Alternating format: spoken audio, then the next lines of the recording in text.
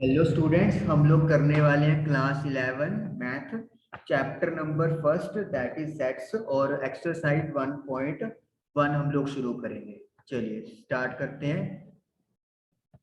हमारे पास first question है, which of the following are the sets, justify your answer. कौन कौन सी स्टेटमेंट जो दी हुई है वो सेट्स को रिप्रेजेंट कर रही है, अपने आंसर को जस्टिफाई भी करना है। फर्स्ट पार्ट है, the collection of all the months. सभी मंथ्स का कलेक्शन एक ईयर में, start beginning with the letter J. जो मंथ का नेमिंग जे से स्टार्ट होता है, जे से स्टार्ट होने वाले मंथ कौन कौन से हैं? जनवरी, then June and July.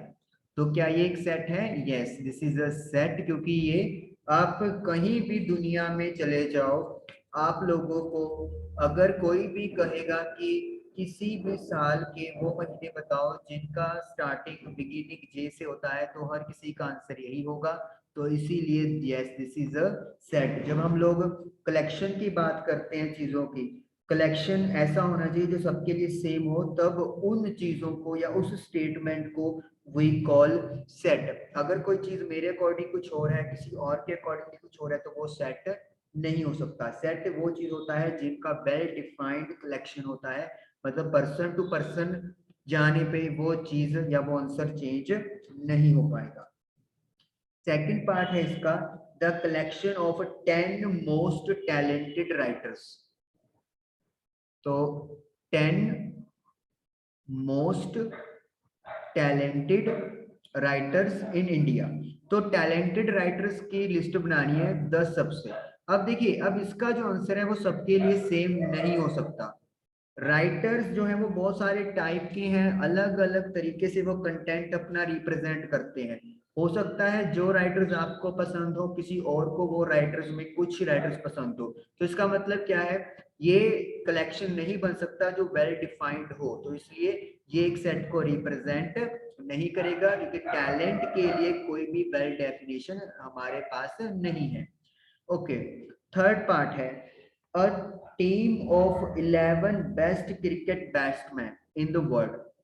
11 best cricket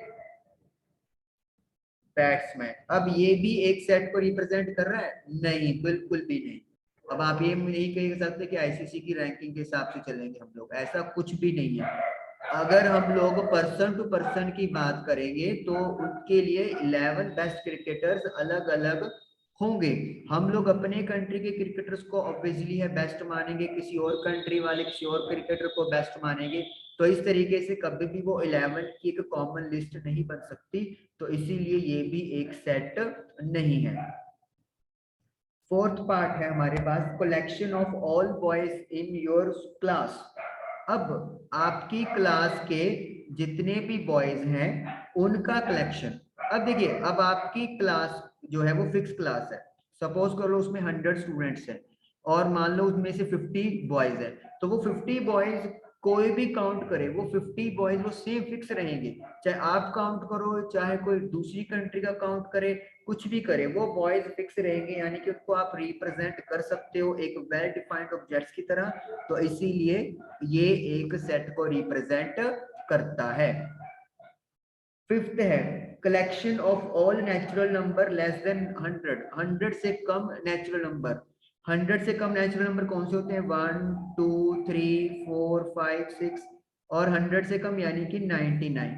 आप वर्ल्ड वाइड किसी से भी पूछो कि 100 से कम नेचुरल नंबर बताइए, तो उन्होंने यही आपको लिस्ट बना के दे देनी है। कोई भी इसमें ना कोई प्लस कर सकता ना माइनस कर सकता, तो यानी कि ये भी वेल डिफाइंड ऑब्जेक्ट्स का कलेक्शन है, तो इसीलिए ये भी एक सेट को रिप्रेजेंट कर रहा है। Okay, question number 6, part number 6, collection of novels written by writer Munshi Premchand. Munshi Premchand ji द्वारा लिखे गए नॉवेल्स का कलेक्शन, क्या ये एक सेट है? बिल्कुल। जितने भी नॉवेल्स उन्होंने लिखे हुए हैं वो सारे नॉवेल्स एक आप लोग उसको लिस्ट कर सकते हो। 10 हैं, 20 हैं, 2000 है, 4000 है, जितने भी हो, उन्होंने यहाँ पे ये बात नहीं की कि कलेक्शन ऑफ बेस्ट नॉवेल्स, क्योंकि बेस्ट नॉवेल्स किसी किसी के अकॉर्डिंगली कुछ भी हो सकता है, लेकिन अगर सिंपली नॉवेल्स की बात करेंगे तो नॉवेल्स जो है वो सारे के सारे उनके आ जाएंगे। वो चाहे मैं काउंट करूं, चाहे आप करें, चाहे कोई भी और करे, वो जो कलेक्शन है वो फिक्स रहेगा। तो इसीलिए जो कलेक्शन है नॉवेल्स का वो भी एक सेट को रिप्रेजेंट करेगा। 7th पार्ट है collection of all even integers. अब इवन इंटीजर्स आपको पता है वो भी फिक्स हैं, 0 2 4 6 8 10 12, कहीं पे भी आप चले जाओ, इवन नेगेटिव नंबर भी -2 -4, ये इवन इंटीजर्स कोई भी नहीं चेंज कर सकता, सबके लिए सेम रहेंगे। तो इसीलिए जो आपका ये भी जो है वेल डिफाइंड ऑब्जेक्ट्स हो गए, तो इनको भी हम लोग किसमें ट्रीट करेंगे, सेट में रिप्रेजेंट करेंगे। तो इसका भी आंसर क्या आएगा हमारे पास, यस आएगा। उसके बाद है 8th the collection of question in this chapter. इस चैप्टर में क्वेश्चंस का कलेक्शन, क्या ये सेट है? पार्ट 8 बिल्कुल, क्वेश्चंस इन दिस चैप्टर, इस चैप्टर के जितने क्वेश्चन है वो सारे क्वेश्चन फिक्स हैं। फिक्स होने की वजह से इन्हें कोई भी लिस्टिंग करे, सबकी लिस्टिंग क्या होएगी, सेम होएगी, सभी सेम क्वेश्चनों की लिस्ट बना देंगे। तो इसीलिए ये भी एक सेट को रिप्रेजेंट कर रहा है। 9th है a collection of most dangerous animals in the world. सबसे खतरनाक जानवरों की लिस्ट, क्या ये भी सबके लिए सेम होगी? जी नहीं, ये लिस्ट सबके लिए सेम नहीं हो सकती। आपको हो सकता है किसी लिजार्ड छिपकली से डर लगे, किसी को कॉकरोच से डर लगे, किसी को स्नेक से डर लगे, किसी को क्रोकोडाइल से डर लगे। तो हर किसी के अकॉर्डिंगली डेंजरस एनिमल की डेफिनेशन अलग अलग होगी। तो इसीलिए ये एक सेट को रिप्रेजेंट नहीं कर सकता। तो क्वेश्चन नंबर 1 हमारा कंप्लीट हो गया। सेकंड क्वेश्चन है हमारे पास, हमें एक सेट दिया हुआ है ए, 1 2 3 4 5 एंड 6। हमें सिंबल रिप्रेजेंट करना है या तो ये वाला या फिर ये वाला। अब इनके मतलब क्या होते हैं? इसका मतलब होता है बिलोंग्स टू। इसका मतलब मैं आपको बताऊंगा कि एक्चुअली कैसे यूज करते हैं। और उसका मतलब होता है नॉट बिलोंग्स टू। बिलोंग का मतलब क्या होता है? रिलेशन। अब जैसे हमारे पास फर्स्ट पार्ट है 5, देखिए क्या ए में 5 आ रहा है? इन ब्रैकेट्स को भूल जाओ और इनके अंदर देखो क्या 5 है, बिल्कुल है। तो यानी कि 5 ए से बिलोंग करता है, यानी कि ए में 5 मौजूद है। सेकंड है 8, क्या आपको 8 ए के अंदर दिखाई दे रहा है? बिल्कुल भी दिखाई नहीं दे रहा, तो इसका मतलब ये आएगा नॉट बिलोंग टू। थर्ड 0, क्या 0 ए के अंदर है? 0 हमें ए के अंदर नहीं दिख रहा, तो 0 नॉट बिलोंग टू ए आएगा। उसके बाद है 4 ए, क्या 4 ए में है? बिल्कुल 4 ए में है, तो 4 बिलोंग्स टू ए होगा। उसके बाद है फिफ्थ पार्ट 2 ए, क्या 2 ए में आ रहा है? बिल्कुल 2 ए में आ रहा है, तो 2 बिलोंग्स टू ए है। और सिक्स्थ है 10 ए, क्या 10 ए में आ रहा है? बिल्कुल भी नहीं, 10 ए में नहीं आ रहा, तो ये नॉट बिलोंग्स टू हो गया। तो इसका मतलब क्या हो गया? इसका मतलब ये हो गया कि जो नंबर आपके ब्रैकेट के अंदर होते हैं वो बिलोंग टू में होते हैं, और जो नहीं होते वो नॉट बिलोंग टू में चले जाते हैं। और उनका जो सिंबल है वो आप लोगों के पास दिया हुआ है, ब्रेसेस, इनको हम लोग ब्रेसेस बोलते हैं। ठीक है जी। तो इस तरीके से क्वेश्चन नंबर 2 आप लोगों का डन हो गया। Question number 3, write the following sets in roster form. सबसे पहले तो रोस्टर फॉर्म क्या होती है? रोस्टर फॉर्म होती है कि जब हम लोगों को एलिमेंट्स लिखने होते हैं, कल्ला कल्ला एलिमेंट जब हम लोग लिख सकते हैं ब्रेसेस के अंदर, तब उस फॉर्म को हम लोग रोस्टर फॉर्म बोलते हैं। जैसे कि मैं आप लोग को क्वेश्चन के थ्रू समझाता हूँ। जैसे हमारे पास पहला क्वेश्चन है A, X is an integer, X एक इंटीजर है, एंड एक्स की जो वैल्यू है वो -3 से बड़ी है और 7 से छोटी है। अब देखिए -3 से बड़ा इंटीजर क्या है? आप एक नंबर लाइन खींच लो तो ज्यादा आसानी हो जाती है। 0 1 2 3 4 कहाँ तक लेके जाएंगे हम लोग, यहाँ पे 7 तक कर लेते हैं इसको, 7, और यहाँ पे -3 चाहिए, -1 -2 -3।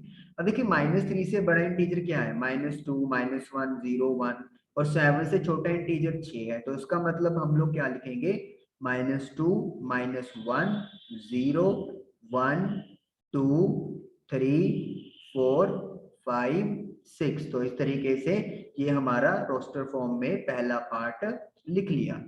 Second, D is a natural number, X is sorry B है, X is a natural number and less than 6। तो B में हमें क्या करना है, नेचुरल नंबर का सेट बनाना है और उसकी वैल्यू लेस देन 6 होनी चाहिए। तो 6 से छोटा नेचुरल नंबर क्या होता है, 6 से छोटा होता है 5 4 3 2 1, लेकिन 0 नहीं होता, 0 is not a natural number. तो यानी कि हमारे पास क्या बन जाएगा, सिंपली 1 2 3 4 एंड 5। ब्रेसेस लगाने जरूरी है, ब्रेसेस नहीं लगाओगे नंबर काट लेंगे। थर्ड पार्ट, सी सेट में क्या है, x is a 2 digit natural number, 2 digits का एक नेचुरल नंबर है, और सम ऑफ डिजिट इज 88, और डिजिट्स को ऐड करके 8 बनता है। बड़ा इजी है, 17 1 + 7 8 हो गया, 25 2 + 25 26 आएगा, क्योंकि 8 बनना चाहिए ऐड करके डिजिट्स को, 2 + 6 8, then 35 3 + 5 8, then 44, then 53, then 62, then 71, then 80। 8 + 0 80 होता है। क्या 08 भी लिख सकते हैं, क्योंकि 0 + 8 8 होता है? नहीं लिख सकते, क्योंकि 08 सिर्फ हम लोग यूनिट डिजिट ही माना जाता है, ये हम लोग नहीं इंक्लूड कर सकते। जब 0 की वैल्यू आपकी लेफ्ट साइड पे होती है और राइट साइड पे सिर्फ एक डिजिट होता है, तब वहां पे 0 की कोई वैल्यू नहीं होती। इसीलिए 2 डिजिट नेचुरल नंबर जिनका सम 8 बनता है वो ये वाले नंबर रहेंगे, 17 26 35 44 53 62 71 एंड 80 80। फोर्थ है x is a prime number, D में हमें प्राइम नंबर ढूंढना है, विच इज डिवाइजर ऑफ 60, जो 60 के डिवाइजर होएगा। अब देखिए प्राइम नंबर क्या होते हैं, प्राइम नंबर ये होते हैं जिनके एग्जैक्टली 2 फैक्टर्स होते हैं, एक 1 का टेबल और एक खुद का टेबल। तो 60 किस किस के टेबल पे जाता है जो प्राइम नंबर हो, 2 हो गया, 3 हो गया, 4 होगा? जी नहीं, 4 नहीं हो सकता, क्योंकि 4 के जो मतलब फैक्टर्स हैं वो 3 हो गए, 1 2 एंड 4, तो 4 नहीं आएगा।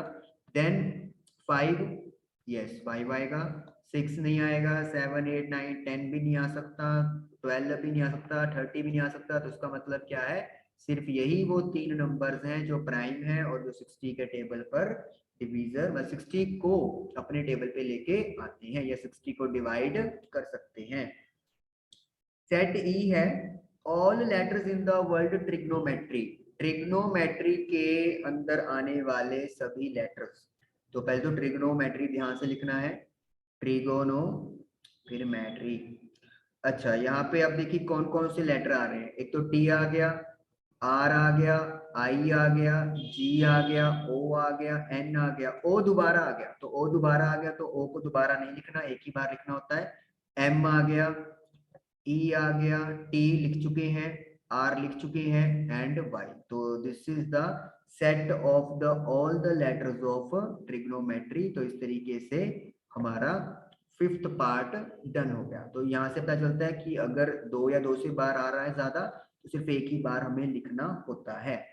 एफ है the set of all letters in the world better, better में आने वाले सारे लेटर्स। ओके बेटर में लेटर, तो बेटर में बी आ रहा है, कोमा ई आ रहा है, टी 2 बार आ रहा है, एक बार लिखेंगे, ई लिख चुके हैं और एक बार आर आ रहा है, तो बी ई टी आर। तो इस तरीके से हमारा 6th पार्ट भी डन हो गया। तो एक्सरसाइज 1.1 के 3 क्वेश्चन हमारे डन हुए। Thank you for watching the video.